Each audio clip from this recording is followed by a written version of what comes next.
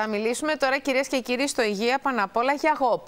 Γαστροϊσοφαγική παλινδρόμηση, και έχουμε εδώ μαζί μας τον κύριο Σαριτζόγλου. Καλώς ήρθατε. Χαίρετε. Είσαστε ο πλέον ειδικός για να μιλήσουμε για αυτό το θέμα και να μας πείτε για την γαστροϊσοφαγική παλινδρόμηση και πώς συνδέεται και με άλλες καταστάσεις, όπως είναι η ισοφαγίτιδα. Πολύ σωστά. Υπό φυσιολογικές συνθήκες, το γαστρικό περιεχόμενο του στομάχου εμποδίζεται να παλινδρομήσει προς τον ισοφάγο λόγω ενός φυκτήρα, το οποίο ανατομικά βρίσκεται στο σημείο ακριβώς που ο ισοφάγος ενώνεται με το στομάχι. Ναι. Όταν αυτός ο σφικτήρας ανεπαρκεί, τότε το γαστρικό υγρό θα παλινδρομήσει προς τον ισοφάγο. Προς τα πάνω, έτσι, προς τον Αυτό ισοφάγο. λοιπόν λέγεται γαστροϊσοφαγική παλινδρόμηση. Όταν τώρα το όξινο περιεχόμενο του στομάχου, το γαστρικό όξι, έρθει σε επαφή με τον ευαίσθητο ισοφάγο, τότε δημιουργείται αυτό το οποίο λέμε ισοφαγίτιδα. Προσέξτε με όμως, η ισοφαγίτιδα δεν είναι μία απλή πάθηση, είναι μία νόσος η οποία είναι εξελισσόμενη. Δηλαδή, ανάλογα με το πόσο το καυστικό αυτό υγρό καίει τον ισοφάγο και σε τι βάθος, αρχίζουν να αυξάνονται οι πιθανότητες τα κύτταρα του ισοφάγου να μεταπλαστούν σε αυτό που εμείς ονομάζουμε ισοφάγος Μπάρετ. Ένα καρκίνο δηλαδή. Ακριβώς. Ο ισοφάγος Μπάρετ είναι, πολύ σωστά το λέτε, είναι μια προκαρκινική κατάσταση. Και σήμερα πλέον ξέρουμε ότι το 25% των ανθρώπων με ισοφάγο Μπάρετ, δηλαδή ο 1 στους 4, πολύ μεγάλο ποσοστό, θα εμφανίσουν καρκίνο του ισοφάγου. Άρα, δουλειά μας και υποχρέωσή μας είναι να εμποδίσουμε ανθρώπους από μια απλή ισοφαγίτιδα να φτάσουν να έχουν έναν ισοφάγο Μπάρετ. Σωστό, σωστό. Τώρα, η διαφραγματοκύλη, που γίνεται πολύ μεγάλος λόγος, είναι η συνηθέστερη αιτία που προκαλεί την ανεπάρκεια αυτού του σφιχτήρα. Και είναι περίπου στο 90% των περιπτώσεων. Τόσο πολύ. Τόσο πολύ. Παρ' όλα αυτά όμως υπάρχει και ένα 10% των περιπτώσεων που η γαστροϊσοφαγική αυτή παλινδρόμηση οφείλεται σε πρωτοπαθή ανεπάρκεια του κατώτερου ισοφαγικού σφιχτήρα. Κατάλαβα τι εννοείτε. Και έχουμε τα γνωστά συμπτώματα, έτσι. Κοιτάξτε, πείτε μου λίγο ποια είναι αυτά τα συμπτώματα που θα μας υποψιάσουν για ΓΟΠ. Πολύ ωραία. Το συνηθέστερο σύμπτωμα είναι αυτό που όλοι το ξέρουμε, είναι η καούρα. Αυτό το καυστικό άλγος πίσω από το στέρνο κτλ. Παρ' όλα αυτά όμως υπάρχουν πολλά άλλα συμπτώματα, τα οποία ο πάσχων δεν τα συνδυάζει με τη γαστροϊσοφαγική παλινδρόμηση. Όπως? Για παράδειγμα, το βράχος της φωνής. Η βραχνή φωνή. Η βραχνή φωνή. Η δυσοσμία του στόματος.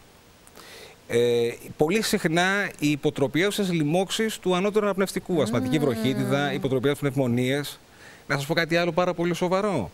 Οι δυσπεψίες, ο λόξιγκας, τα ρεψίματα, το ρέψιμο, επαναλαμβανόμενα όξινα ρεψίματα. Και θα πω και κάτι άλλο. Ένα ποσοστό περίπου 7,1% των ανθρώπων με διαφραγματοκύλη 2 με 2,5 εκατοστών θα εμφανίσει μία αρρυθμία που λέγεται κολπική μαρμαριγή. Είναι αίτιο δηλαδή. Βεβαίως είναι αιτία. Διότι το στομάχι όταν φτάνει και τρυπάει το διάφραγμα και ακουμπάει πίσω την καρδιά, δημιουργεί ένα ερεθισματογωγό ερέθισμα. Θέλω να προλάβουμε να πούμε για τα φάρμακα, διότι και τα φάρμακα έχουν ορισμένες ενδείξεις, και βεβαίως για τη χειρουργική θεραπεία. Πολύ σωστά. Για και αναφέρατε τα φάρμακα. Πρέπει να εξηγήσουμε ότι τα φάρμακα αντιμετωπίζουν το σύμπτωμα και δεν αντιμετωπίζουν το πρόβλημα. Πρέπει να εξηγήσουμε ότι τα φάρμακα αυτά δεν πρέπει να χορηγούνται για μεγάλα χρονικά διαστήματα. Συγκεκριμένα λέμε όχι πάνω από 3 μήνες. Γιατί? Διότι τα φάρμακα έχουν παρενέργειες. Θα σας πω, η πιο συνηθισμένη παρενέργεια στην χρόνια χωρίς των φαρμάκων αυτών είναι η πολύποδηση του στομάχου. Η ατροφική γαστρίτιδα, σημαντική πάθηση του στομάχου, η ατροφική γαστρίτιδα, γιατί προδιαθέτει και σε καρκίνο του στομάχου. Και η ψευδομεμβρανώδης κολίτιδα.